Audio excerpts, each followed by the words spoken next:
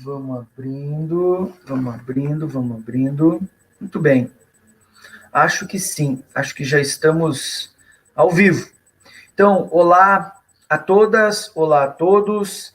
Sejam todas e todos bem-vindos e bem-vindas para mais uma aula pública, uma leitura dialogada do livro do professor Marcelo Badaró Matos, A Classe Trabalhadora, de Marx ao Nosso Tempo, lançado pela Boitempo em 2019, e um livro bastante lúcido para entender a trajetória histórica da classe trabalhadora, não só no Brasil, como em nível global. E nesse momento de crise aguda do capital, é mais fundamental do que nunca, até mesmo eu diria, a gente compreender a gênese e a trajetória, o desenvolvimento histórico da classe trabalhadora.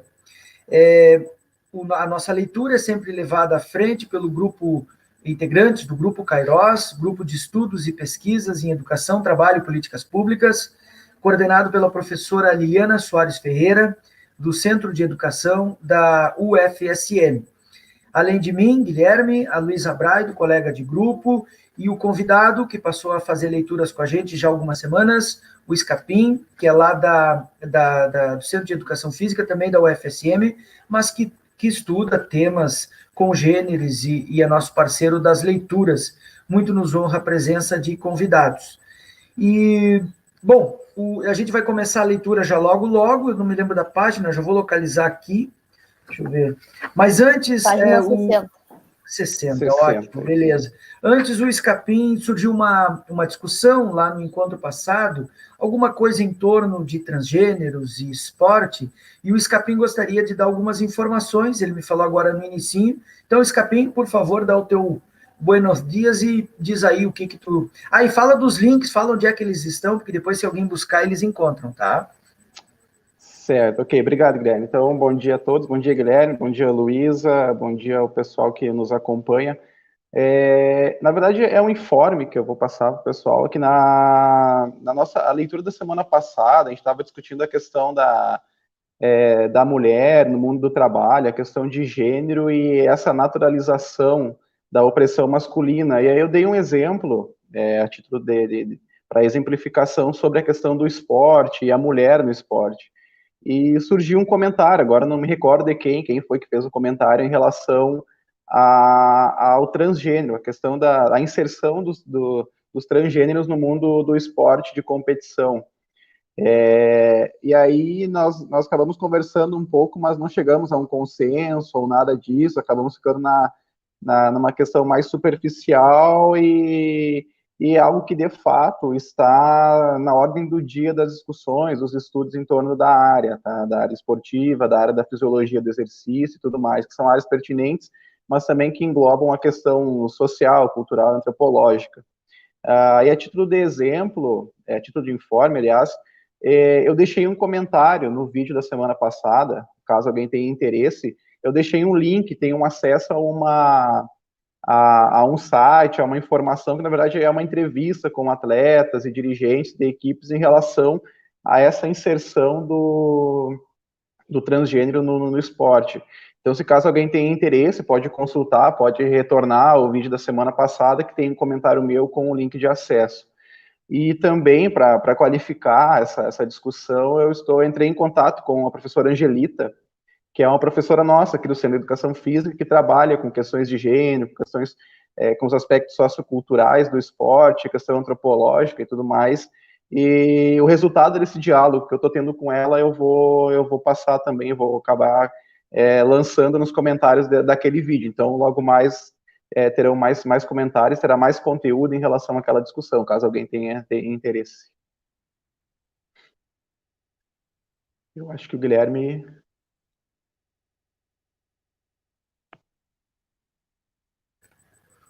Estava mudo. Ok, Guilherme, obrigado. Beleza, certo. Pura. Estava desligado aqui, a gente esquece como é que a gente brinca, né? A frase mais dita nessa quarentena é: teu microfone está desligado. Como é que é? Enfim.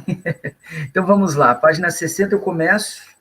Nossa, eu fiz uma anotação aqui errada. Ah, mas está certo. Eu anotei dia 11 de setembro, foi o último dia que a gente se encontrou por aqui, tá tudo certo. Vamos agradecer, então, a galera que já está aqui com a gente. O Iosaf tem vindo sempre por aí. Bom dia, professor Rose, Luísa, Escapim. Muito bom dia. O Marcos Matos, bom dia, professor Rose, bom dia, Marcos Matos, seja bem-vindo. Esses dias ele entrou na live que eu estava de tardinha com o Barbosa, o Everton, e problematizou várias questões, estava bem legal. O Marcos Matos praticamente pautou o nosso debate aquele dia, muito bom. A Luísa Menezes, a Luísa hoje está no chat, mas nos acompanha, valeu, Luísa, obrigado. Deixa o like e a visualização, é assim que a gente faz, viu só como é que é? E o YHTR, bom dia, muito bem, muito bem-vindo, muito obrigado pela presença de todas e todos.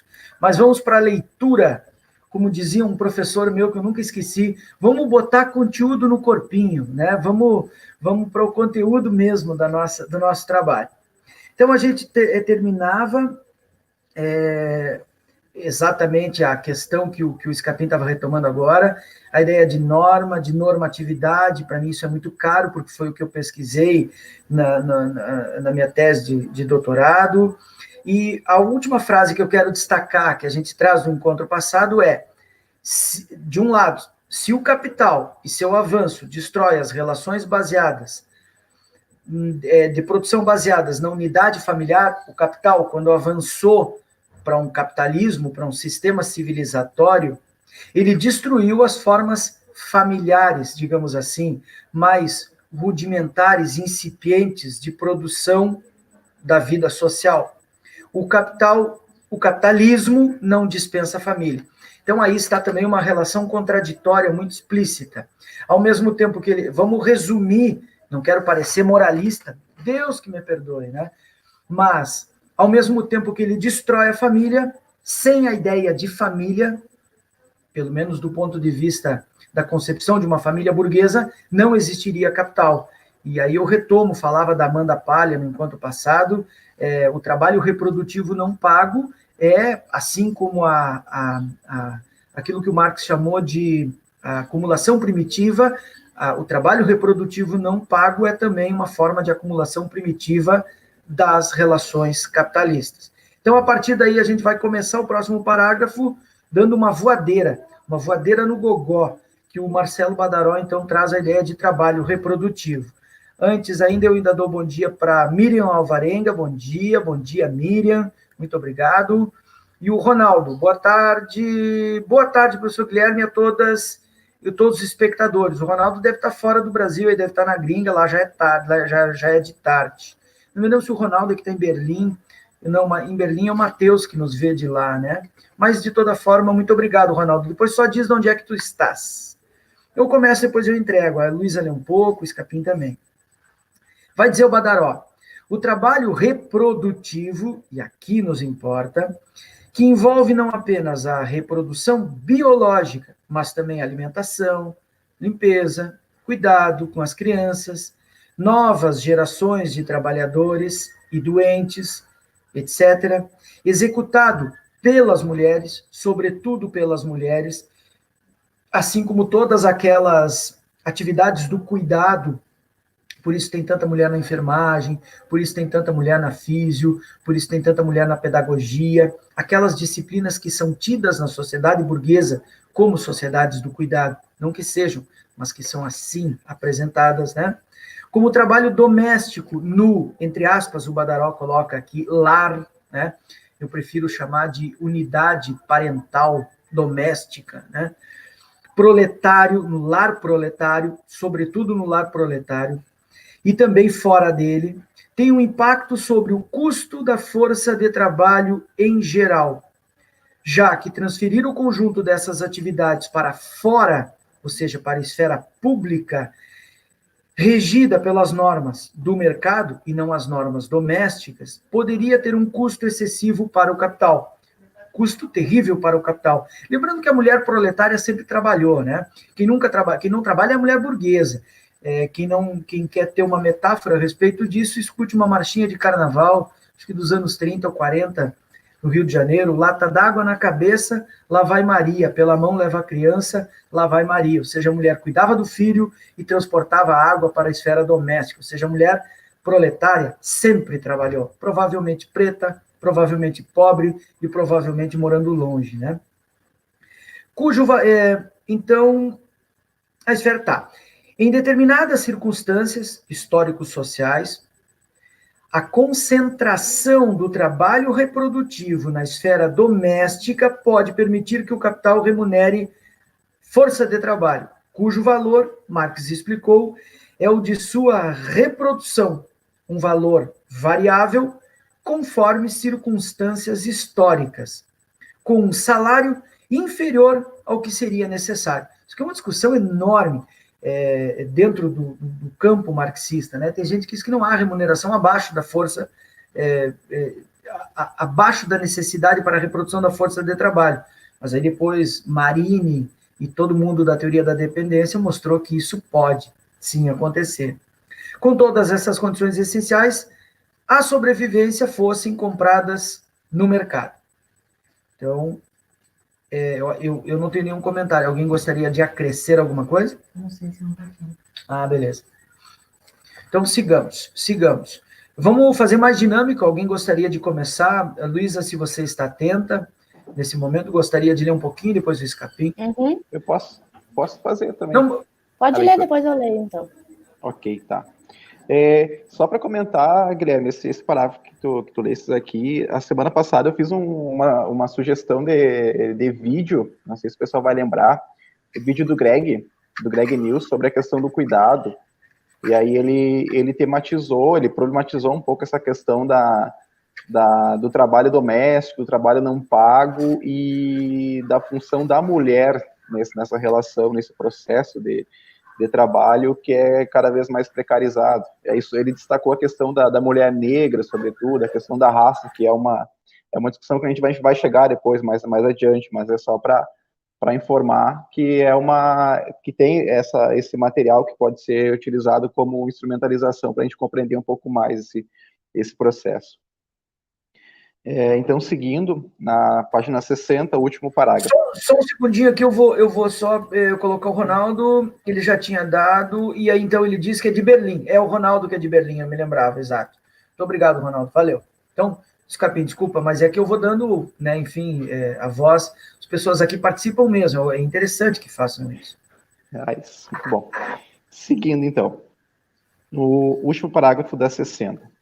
Assim, mesmo que muitas pessoas, sobretudo mulheres, que exerçam o trabalho doméstico não remunerado sejam também trabalhadoras assalariadas fora da vida doméstica, em tempo parcial ou integral, uma parcela da sua força de trabalho é utilizada fora do circuito direto da valorização produtiva do capital para rebaixar o custo da reprodução da força de trabalho em geral. Isso porque o trabalho reprodutivo na medida em que não produz valor, no sentido do trabalho produtivo, tal como a categoria foi empregada por Marx, é um trabalho improdutivo. E as trabalhadoras que o executam são, ao menos no momento em que o exerce, quase sempre não remuneradas. Posso seguir? Até tem uma nota aqui, que é a nota 141, em relação a não remuneradas, que o autor vai explicar que o chamado serviço doméstico assalariado, ele abre outro conjunto de questões, o que demandaria mais espaço para uma análise aprofundada. Sobre o trabalho doméstico em perspectiva histórica, ver o balanço da literatura especializada brasileira produzido por Flávia Fernandes de Souza, em O Trabalho Doméstico, Considerações sobre um tema recente de estudos na história social do Brasil. Foi publicado no periódico Mundos do Trabalho, em 2015. Em âmbito internacional, ele cita o exemplo de Antoniette Falvi Chanous, num trabalho publicado em 2004. Também um dos valores desse livro do Badaró é a série de referências que ele vai apresentando ao longo do texto, que orientam muito a gente. Eu por exemplo, comprei 2 livros depois de ler o Badaró. Um deles que eu conheci por aqui, eu confesso, não tenho vergonha de dizer, foi a Cínzia Arruzza, que é um marco, cara, no marxismo, uma mulher, uma italiana, que eu desconhecia completamente, e conheci lendo o Badaró. Portanto, um livro bom é também um orientador, né, nesse sentido. Ele nos orienta para caminhos, nos dá referências seguras, importantes, dentro do campo que ele está elaborando. Então, isso é um dos valores monumentais do livro do Badaró, não só pelo texto mesmo, pela quantidade de referências. E o principal, aí vai uma crítica estética de minha parte. Nota de rodapé tem que estar no rodapé, tá? Quer me ver brabo é botar nota de rodapé no fim. Tinha que chamar nota de rodafim. Eu acho isso ridículo. Ah, porque fica feio o texto, porque o texto... Cara, não é, bicho. Nota tem que ser no rodapé. Tu lê e tem a referência do que o cara está falando. E são importantes. Um livro bem referenciado torna o livro um texto acadêmico. Por isso, os textos tomam um caráter ensaístico. Ficam os livros do Gessé, por exemplo, que eu adoro ler. O Gessé bota todas as notas no fim. É um saco, tem que ficar indo e voltando no livro. Eu gosto de ler com essas presilhas que prendem o livro para ele não fechar e tal. Eu tenho que ficar desfazendo a presilha. Olha, é um saco, cara. Então, isso é bom no Badaró. E tem um pontinho aqui, bem no finzinho, na 60, trabalho improdutivo. Eu falei disso eu estou fazendo a playlist do Zé Paulo Neto, do Economia Política, e estou ali pela aula 5, 6, e falamos de trabalho. Alguém colocou, não me lembro quem, no chat, colocou sobre trabalho produtivo e improdutivo. Pontualmente alguém perguntou se o professor, o funcionário público... Era questão do Estado. Do Estado, se era trabalho produtivo ou improdutivo. Mais valia no Estado. Isso. Aí o Escapim colocou um comentário lá no vídeo, está no 5 ou no 6, eu não lembro, uma análise bem interessante do Escapim, e eu vou ler, não agora, lá no próximo vídeo do Zé Paulo, eu vou ler o comentário do Escapim discutindo com ele no comentário a respeito do que ele colocou. Gostei muito ali e do comentário dele. Então, sobre trabalho produtivo e improdutivo, deem uma olhadinha lá na playlist do Zé Paulo. Eu vou colocar uma aula dentro de poucos dias e vou discutir com o comentário do Escapim, esse que está aqui com a gente agora. Lá ele está no comentário e eu vou fazer uma discussão bem interessante. Ele pontua algumas questões. O Escapim acabou de dizer para a gente, antes de abrir, que ele deu uma viajada. Tanto melhor. A gente tem que ter umas viajadas. Eu citei um exemplo concreto, eu citei o meu exemplo lá. Eu dei a minha realidade como um exemplo na relação do trabalho público com a produção de mais-valia. Então, é interessante por isso, porque aí dá mais concretude à discussão, né? Então, e outra coisa, né, Escapim, não podia ser mais ilustrativo esse momento em que as escolas privadas, onde a gente viu o tweet da Viviane Sena, que é uma lobista do setor da educação privada, se posicionando favoravelmente à volta às aulas, ou seja, as escolas privadas querem a volta às aulas a todo custo, e a escola pública fazendo boa parte dela, né, fazendo militância para que as aulas não voltem. Então, ali a gente já vê o cariz produtivo e improdutivo de cada uma dessas modalidades. Não é à toa que a retomada das aulas presenciais tende a começar pela educação infantil, que é o ramo onde é tomado pela instituição privada, né? Das escolas privadas. Né? Exatamente. Então, o Marcos Matos diz assim: professor, minha avó, minha bisavó, etc., sempre trabalhar. Claro que sim, exatamente. E sobre condições extremas, veja, portanto, filho de proletárias.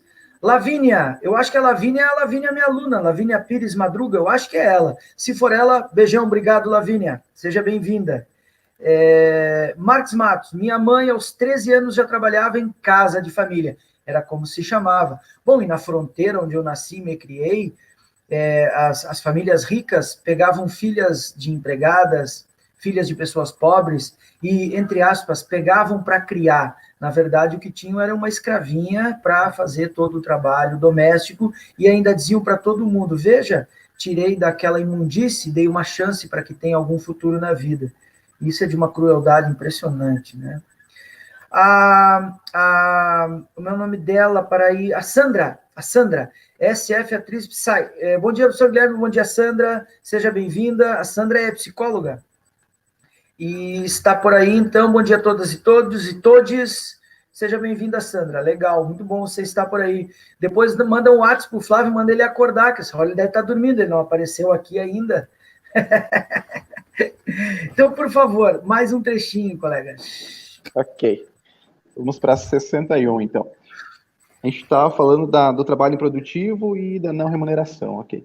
Por essa razão, uma parcela do movimento feminista atuou politicamente para garantir uma remuneração a esse trabalho das donas de casa, que está entre aspas, donas de casa, proletárias, reconhecendo-as como parte da classe trabalhadora. A perspectiva política e teórica que entende essas trabalhadoras como parte da classe não deveria causar nenhum espanto entre os marxistas, e a reivindicação de sua remuneração, sem dúvida justa, instauraria condições melhores do que as do trabalho reprodutivo não remunerado, ou ainda as da exploração de trabalhadoras domésticas assalariadas, em geral, de forma precarizada, pelas parcelas mais bem remuneradas da classe trabalhadora. Isoladamente, porém, não encerra o problema por duas razões.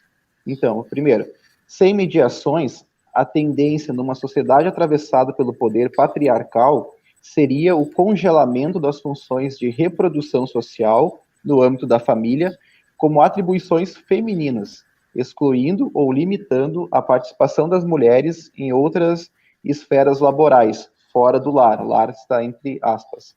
Além disso, na vigência do capitalismo, o custo dessa remuneração seria provavelmente assumido pelo Estado, via fundos públicos de seguridade social, constituídos pela contribuição da classe trabalhadora, o que continuaria a isentar o capital desses custos. Em experiências revolucionárias que buscaram ir além do domínio do capital, a alternativa da socialização do trabalho reprodutivo, com a maior parte de sua execução sendo realizada pelo serviço público de acesso universal, fora da esfera privada ou familiar, foi parcialmente experimentada, ainda que por um período curto de tempo, e teve resultados bastante interessantes.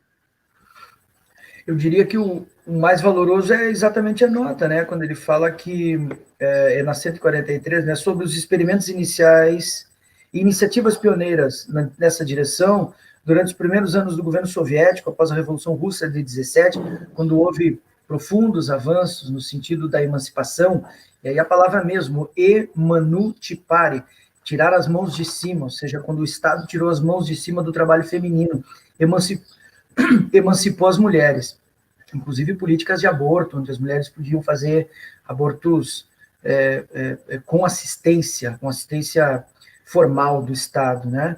E Wendy Goldman, Mulher, Estado, Revolução, um texto monumental, né? Um texto monumental. Antes de seguir, eu falo aqui de uns sujeitos. Esse aqui é hater, ó. Só pode? Será que não? Ah, não é, o Vico. Abraço, cara, né? Vico. É o Vico, Vicente Calheiros. Conhecem essa figurinha, não? O professor Vico, está lá no Instituto Federal, lá em Caxias, né? A Daiane, bom dia, muito obrigado, Daiane, boa leitura, muito obrigado. Marcos, professor, não é incomum essas meninas servirem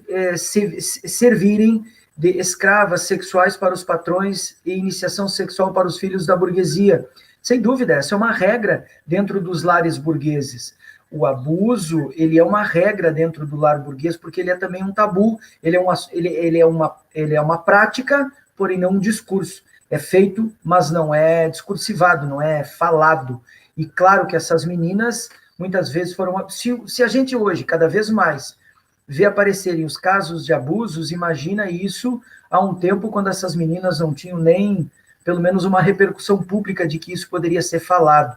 E absolutamente você está certo, dos patrões de iniciação sexual, não só de abuso por parte dos mais velhos, como de iniciação para os próprios filhos dessas classes burguesas. Perfeita a sua análise. Eu, que sou da fronteira, conheço esses casos assim, conheço exemplos concretos, sei de histórias mesmo contadas pelas próprias pessoas. É absoluta verdade.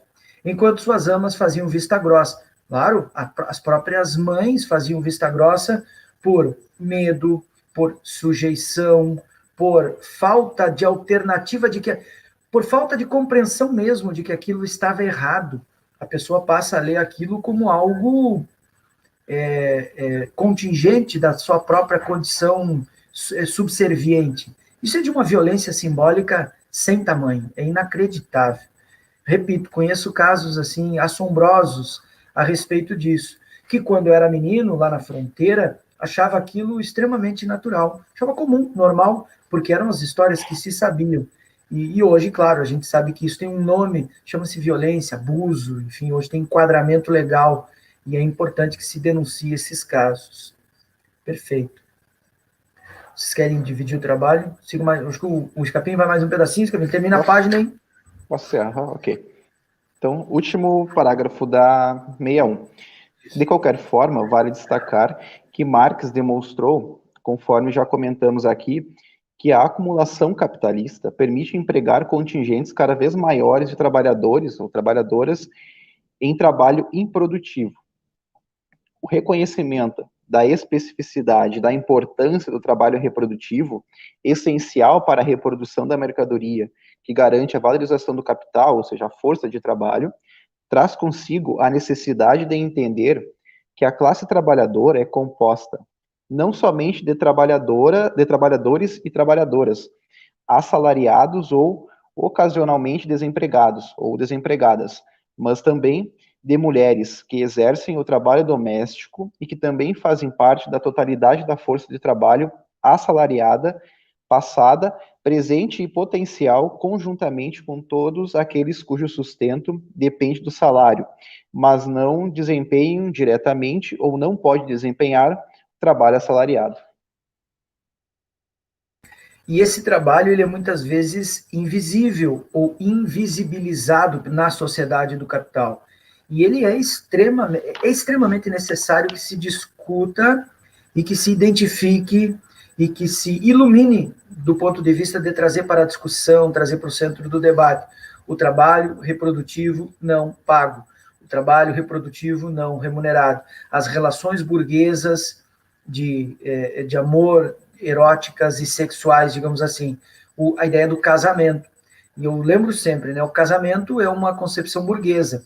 O grande problema foi a migração da paróquia para o cartório, porque isso até o movimento cartorário se globalizar, mundializar, quem fazia esses registros de nascimento, batismo, óbito, casamento era a paróquia.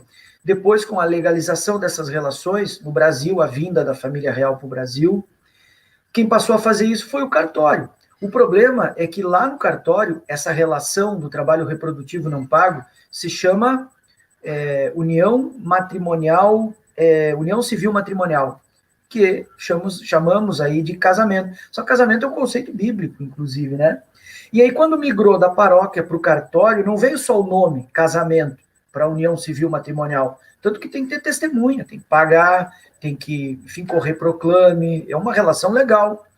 O casamento, quando migrou da paróquia para o cartório, ele veio com um pacote fechado. Ele veio com a relação monogâmica, com a relação, como é que chama? Hétero, ou seja, se você é homem só pode casar com uma mulher. Ah, não, mas você pode fazer união estável. Não, não quero união estável, eu quero casar. Se eu quero fazer um outro tipo de contrato civil, como, por exemplo, abrir uma padaria, eu posso abrir uma padaria com o João ou com o Carlos. Ah, não, mas eu não quero abrir a padaria, a gente se apaixonou, agora eu quero casar. Ah, e não vai dar, aí não vai dar. Mas como que não vai dar? Eu não, você vai ter que escolher um deles, mas eu amo os dois. Não, só um deles. E mais, você só vai poder fazer união estável, porque casar só que seja do sexo oposto. Portanto, né, a gente vê o pacote veio completo e a gente não problematiza essas questões. E o Estado, dessa forma, legisla, regula, no sentido de normatiza, por isso a ideia de norma, para mim, é fundamental, as relações que ocorrem dentro de quatro paredes, que ninguém tem nada que ver, nem o padre, nem o pastor, nem o xamã, nem o juiz de paz, nem o presidente, nem a professora, ninguém tem nada que ver com o que você, sujeito adulto, faz entre quatro paredes. O tipo de relação que você tem dentro do seu ambiente, o lar burguês, ninguém deveria ter nada a ver, mas ele é extremamente regulado, normatizado pelo Estado burguês. A isso nós chamamos de trabalho reprodutivo não pago. E a Lavínia acrescenta naturalização dessas ações, exatamente, ações de abuso, de tudo isso, né? E a Lavínia problematiza aqui. Exatamente, Lavínia, naturalização. torna natural aquilo que não tem nada de natural, pelo contrário, carrega violência, carrega um artifício, porque o contrário de natureza é natural e artificial, né? Qual é o artifício? Um artifício da sociedade burguesa, acho que é por aí. Mas é isso mesmo, acho que é heteronormativo, diz a Sandra, exatamente. Eu estudei, Sandra, só para que você saiba, você está longe, eu estudei exatamente, eu parti desse fenômeno e percebi que o fenômeno não era exatamente o hétero, que era a norma, mas o masculino, que era a norma. Aí eu cunhei um termo que eu chamei de andronormatividade. Então, a sociedade burguesa, na era do capital, normatizou, não foi a relação hétero, mas foi a relação masculina como regra. Então, está publicado não, o artigo não saiu ainda. Tem 2 partes da tese que já estão publicadas, mas o centro dela eu ainda não publiquei. Ainda não achei ninguém maluco o suficiente para dar vazão à viagem que eu fiz. Então, mas aí a tese é pública, está no como é que chama o arquivo digital da UFSM? Se você botar Guilherme, isso. Se botar Guilherme andronormatividade, você vai ser levado para a tese, tá? Não recomendo para ninguém, tá? Mas tudo bem. Sigamos. Vamos lá, eu continuo. Página 62. Por outro lado, a ideologia patriarcal também legitima a incorporação da mulher ao mercado de trabalho assalariado em posições subalternas ou com remunerações mais baixas. Afinal, como lembra Marx, diferentemente das outras mercadorias, a determinação do valor da força de trabalho contém um elemento histórico e moral. Das mulheres e crianças nas fábricas de tecido dos primeiros tempos da expansão industrial, discutidas por Marx em O Capital, as trabalhadoras altamente qualificadas em empreendimentos estratégicos para o capital na atualidade e nos pontos de interseção que continuam existindo entre os 2 polos e além deles, o trabalho feminino sempre teve remuneração inferior e foi tratado de forma discriminatória em relação ao masculino. Em todos esses casos, a divisão no interior da classe trabalhadora, legitimada pela ideologia patriarcal, é funcional como forma de rebaixar o custo médio da força de trabalho. Eu chamo atenção para 2 pequenos pontos a respeito disso. Primeiro, a expressão força de trabalho. Toda vez que ela aparecer, ela é um hiperlink, sempre muito importante para ser entendido aqui a teoria. Então, terceira linha ali da página 62. Diferentemente das outras mercadorias, a determinação do valor da força de trabalho contém o elemento histórico e moral, claro, que é o trabalho reprodutivo não pago, a exploração, a violência, o patriarcalismo, o patriarcado, né? E aí na penúltima linha, que a Luísa leu, diz ali, a ideologia patriarcal. A ideologia aqui no sentido de divisão invertida, ou seja, o patriarcalismo, que é uma realidade, é visto como naturalização. E ele não tem nada de natural. Ele é a expressão de uma violência histórica que cola na sociedade no presente, na qual nós estamos. Isso é o que sempre eu fico em dúvida, porque o professor ele é desvalorizado nessa questão salarial, nessa questão de trabalho. Mas se tu for perguntar a importância da profissão do professor, ele é muito valorizado. Então, ao mesmo tempo que ele é desvalorizado, ele é valorizado. Exato, e essa dialética a Luísa está expressando, porque eu acho que está queimando no cérebro da Luísa, né? Essa dialética é muito interessante, a Luísa tem compartilhado isso no grupo, eu acompanhei, a professora, nossa orientadora, a Liliana, também está encantada com essa ideia, porque realmente é uma ideia muito legal, né? É a exata dialética da valoração, ou da valorização. Moralmente, nossa, vai na RBS, quem é que vai salvar? A educação. A educação salva todos. Tem até os movimentos, né? O Todos pela Educação, da Viviane Sena, né? Que tuitou, e que é a volta das escolas. Na Europa, as curvas estão voltando a subir depois da volta às aulas.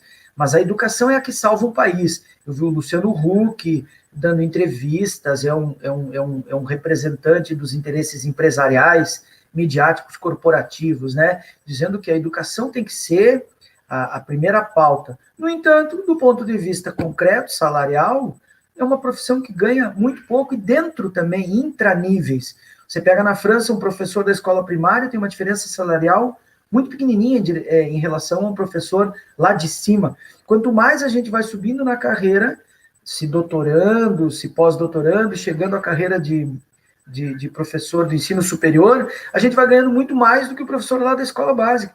E essa diferença faz com que se valorize muito aquele que não está na base, aquele que não constrói mesmo, enfim, os interesses concretos da sociedade.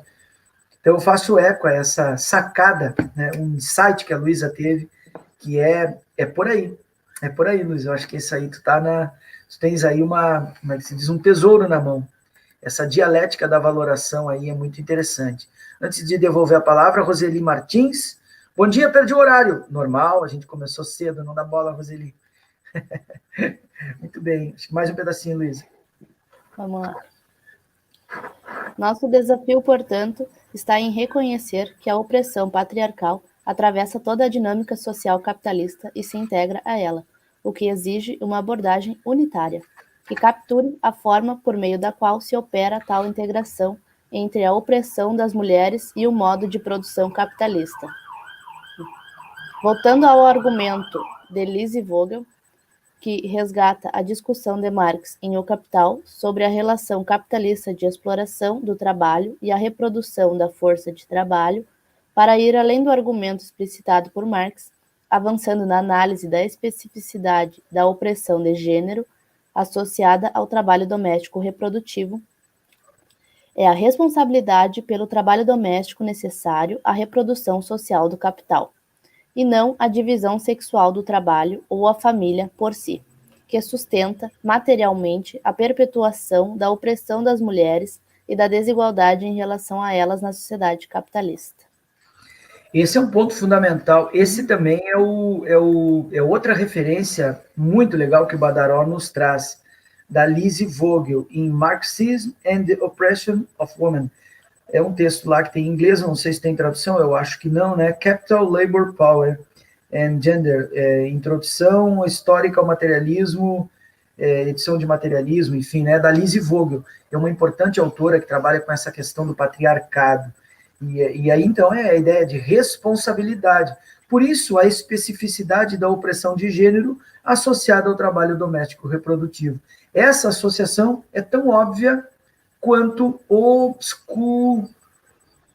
que torna obscura, me faltou a palavra agora, então obscurece, o Cláudio, nosso colega de grupo, obnubila, ele usa muito essa palavra, obnubilar e enuvear a visão. Então, exatamente, ao mesmo tempo que expressa, esconde, que é exatamente o movimento da mercadoria. Por isso, a força de trabalho doméstico, trabalho reprodutivo não pago, tem a característica essencial da mercadoria, que é esconder mais do que mostrar a sua realidade mesmo. Né?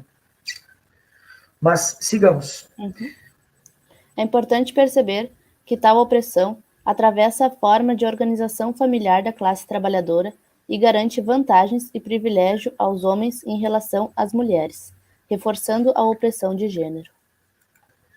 Ainda assim, é inevitável a contestação de que a superação da opressão de gênero é impossível sob a lógica do capital, que a integrou de forma complexa e não linear à exploração do trabalho, sendo, portanto, indissociável da emancipação da totalidade da classe trabalhadora.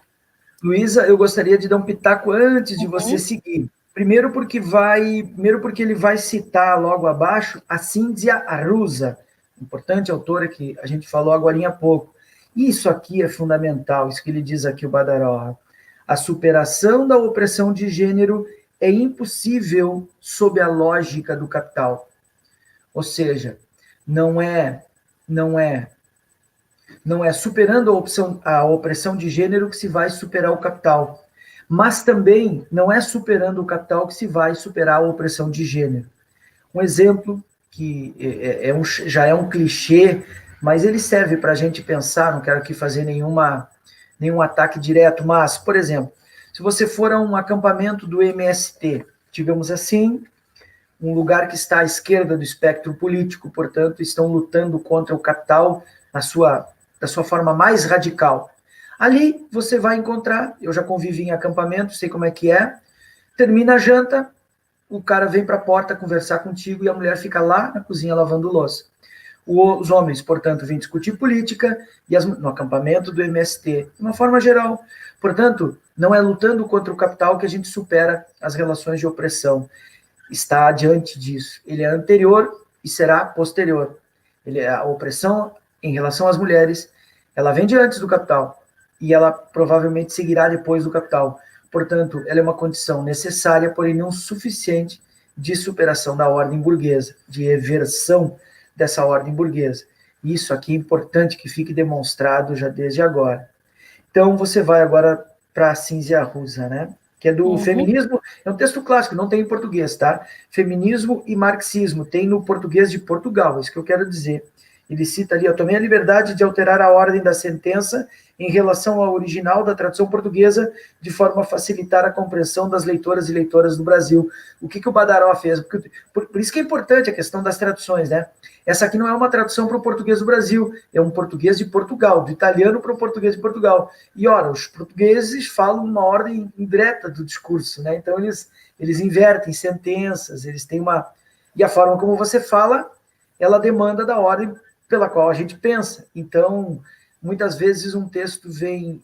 A gente acha um texto difícil e não sabe, porque o conteúdo do texto não é difícil, mas a ordem com que ele foi escrito ou traduzido dificulta a nossa compreensão. A gente tem uma forma de narrar os acontecimentos, um tempo verbal, um uso de gerúndio, de particípio, de infinitivos, né? Então, tudo isso facilita ou dificulta o nosso entendimento. Então, o Badaró pegou o texto do português de Portugal e traduziu para um português brasileiro para nos apresentar a sentença. Mas a Luísa vai fazer Vamos lá.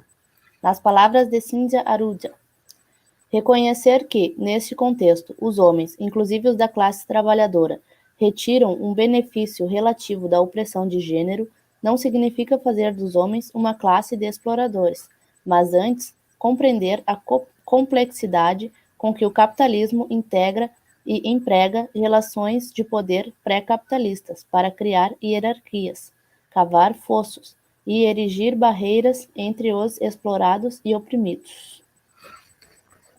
É importante porque tem aquele texto clássico do Engels, o Scapin falou esses dias, acho que 1 ou 2 encontros atrás, sobre propriedade privada, Estado, família. A origem da propriedade privada. Ali o Engels diz textualmente, né, os homens exploram, a primeira forma de exploração é aquela dos homens sobre as mulheres. A verdade é que sim, ela é uma forma de exploração, de fato a gente não discorda de Engels, porém ela não é uma forma de exploração tal qual as relações capitalistas de produção. Ela recebe novos nuances, novas formas, enfim, né? Mas é isso. Eu deixo vocês lendo aqui, deixa eu ele fechar a janelinha aqui só um pouquinho. Tá, mas pode prosseguir. Agora na página 63. Desafio análogo reside na capacidade de entender que, se a opressão de gênero atravessa as classes, as divisões de classe atravessam as posições de gênero. As mulheres não experimentam a opressão de gênero de forma homogênea, embora estejam submetidas em seu conjunto ao poder patriarcal opressivo. Diferenças de classe, estatuto civil, etnia e raça geram distintas formas de subjetividade.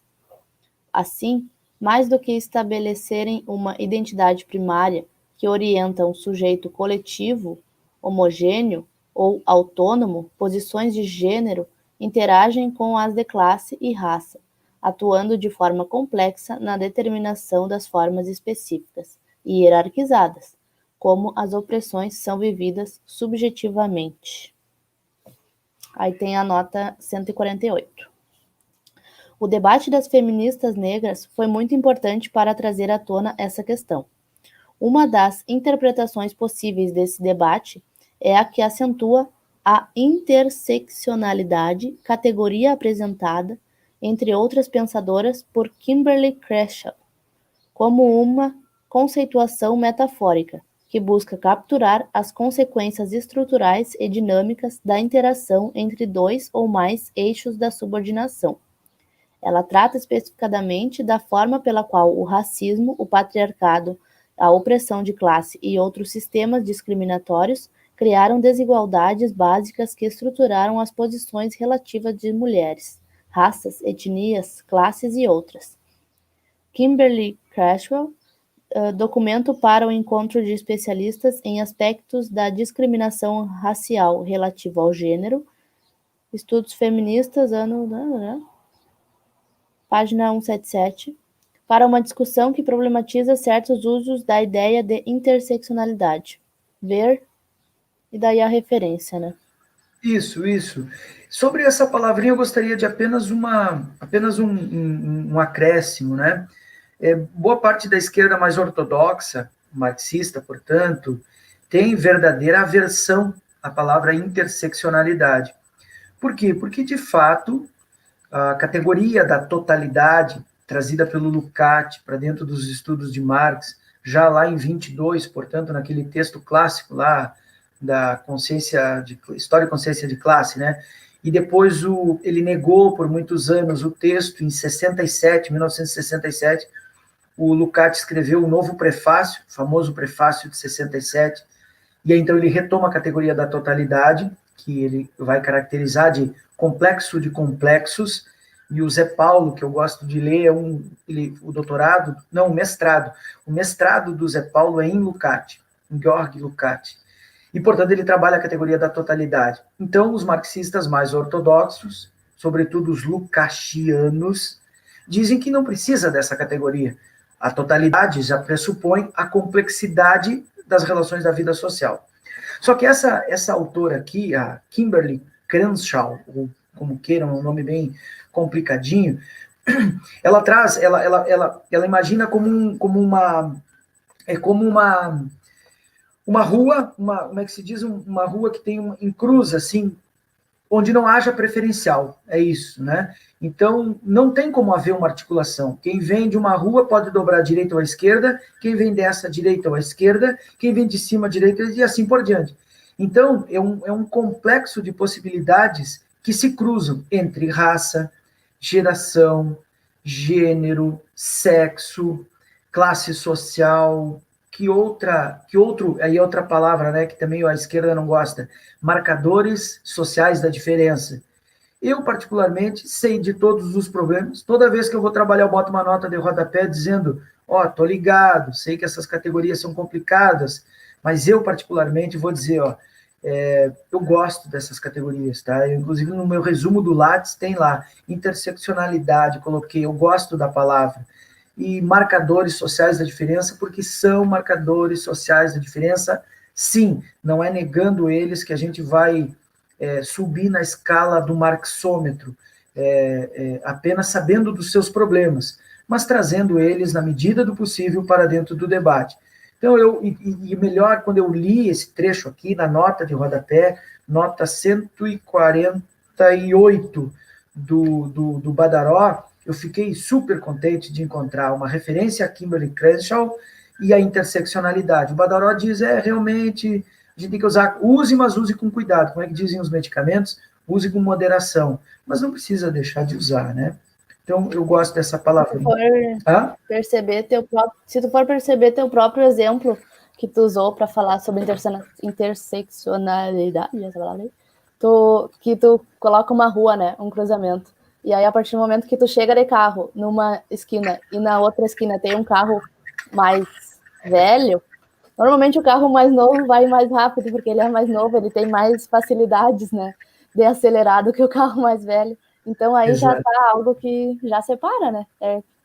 É cultural no carro também, né? Esse exemplo é da Kimberly, está no livro dela. Ela dá esse exemplo. Ela que dá esse exemplo. Ela diz assim: se eu pudesse dizer como que é interseccionalidade, eu diria que é um cruzamento onde não tem preferencial. Portanto, a força, o tamanho, a velocidade, exatamente como tu entendeu, Luiz, para ver como é bom o exemplo dela. Tá vendo? A gente não pode botar fora, descartar à primeira vista. Convém dar uma olhadinha. Então tá aí, fica a dica aí. Não vedemos a interseccionalidade dos estudos de Marx, mas usemos com bastante cuidado. Eu acho que essa é a lição que o Badaró nos deixa. Isso é a importância de um livro bom, né? Legal, muito bom. Uhum. E é interessante também a questão da totalidade, né? Essas notas de rodapé que te direcionam para outras leituras, elas te ajudam muito, né? E isso amplia o texto, né? Não fica só na visão dele, ou na visão específica de que ele propôs, né? Exato. Vamos lá. Quer ler um pouco mais, Escapim? Posso seguir. Vai lá. É no segundo parágrafo da 63, né? Isso? Acho que é. Isso aí. Ok, isso ali. É porque leu toda a nota, né? Isso, na 148. Diferentemente das opressões de gênero, cuja base no patriarcado antecede o capitalismo, as opressões justificadas ideologicamente por critérios raciais surgem no capitalismo, diretamente associadas à legitimação ideológica da escravidão moderna, sobretudo a partir do momento em que o capitalismo começa a atingir a etapa industrial e os movimentos abolicionistas em escala internacional começam a pôr em xeque a continuidade das instituições escravistas. Aqui uma referência só o Kalinicos, ou Kalinicos, não sei, cada um diz de um jeito, né? Só fazendo essa referência, porque eu estudei isso, Escapim, ali na tese eu apontei isso. Eu sabia disso, ou seja, a opressão de gênero, o domínio dos homens sobre as mulheres, é muito anterior ao capital. Você vai ver na Antiguidade, na Mesopotâmia, os babilônicos, os egípcios, você vê um domínio, entendeu? Ao contrário, a raça não. O critério racial pela cor, pela tonalidade da melanina da pele, ela é característica do capital, né? Ela é uma narrativa proto-científica, pretensamente científica, para justificar moralmente e economicamente a exploração de toda uma população, né? As relações de escravidão. A escravidão no capital não tem nada a ver com as outras formas de escravidão. Ela é muito peculiar. É uma pena que guarde o mesmo nome, uma pena do ponto de vista semântico, porque as pessoas dizem, mas tinha escravidão na Grécia, tinha escravidão.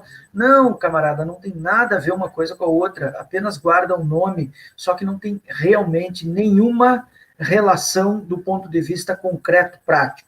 Pois bem, então a raça surge no capital. A opressão de gênero não surge no capital, ela é diante do capital. Mas aí eu estudei exatamente esse ponto. Porém, no capital, ela adquire uma dinâmica que não havia em outras formas de sociedade, em outros modos de produção, para usar a expressão do Marx. Então, a opressão de gênero nas relações sociais capitalistas adquirem uma dinâmica que é inédita na história da humanidade. Então, apenas eu registro isso. Isso, as opressões no âmbito racial, no caso, né? Não, de gênero. A raça, repito, a raça não existe antes. Então, a raça, ela nasce para justificar a exploração do capital. A raça é a partir do capitalismo, né? É a partir do capital. Embora existissem outras noções de diferença, Tales de Mileto, só para ter ideia, Tales de Mileto, lá na Grécia Antiga, já separava, imaginava que pudesse haver, ele se perguntava, na verdade, se podia haver uma diferença essencial entre seres humanos, e a cor da pele era sempre um marcador visível dessa diferença. Então, sempre os seres humanos elaboraram alguma compreensão de diferenças humanas a partir da aparência. Isso não há dúvida. Mas a noção de raça, ela nasce no capital. O capital é o obstetra do racismo, ele traz o racismo para o mundo. Isso não há dúvida. Mas a opressão de gênero, não. A opressão de gênero é anterior ao capital, os homens dominam as mulheres desde milênios, mas no capital adquire uma forma inédita na história humana. Essa é a ideia. E aí, eu juro que eu encerro essa questão, eu separei aqui, mais uma vez, aqui. Cara, eu estudei enlouquecidamente a questão de raça dos anos... no final dos anos 90, 2000 e pouco, até 2008, 2009, quando eu entrei no mestrado. Eu desisti de estudar raça, porque eu percebi que eu não entrava, não conseguia entrar, não entrava em pós-graduação nenhum, e eu abandonei. Mas eu li muito, cara, eu sou apaixonado pelo tema racial. E aí aquela questão que tu fez lá, que tu propiciou que eu desse a referência, eu repito aqui, é desse livro aqui, ó, Divisões Perigosas a respeito de raça e política, e aqui tem, assim, uma análise espetacular, e separei também para mostrar esse aqui, ó, A Raça como Questão, que é do Marcos Schormay e do Ricardo Ventura Santos. São livros, assim, que explicam a questão racial de uma forma monumental. Mas, repito, para encerrar, o gênero, a opressão de gênero, a opressão das mulheres, ela é anterior ao capital, mas no capital ela toma uma feição que nunca antes havia tido, tá?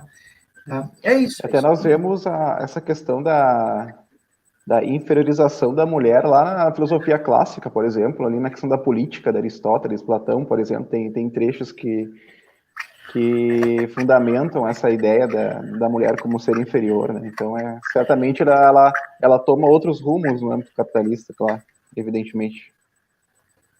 Posso avançar, então? Pode, tem só uma questãozinha aqui, peraí, o Max Matos bota qualquer coisa do tipo aqui, ó. Professor, antes seria uma noção de corvéia.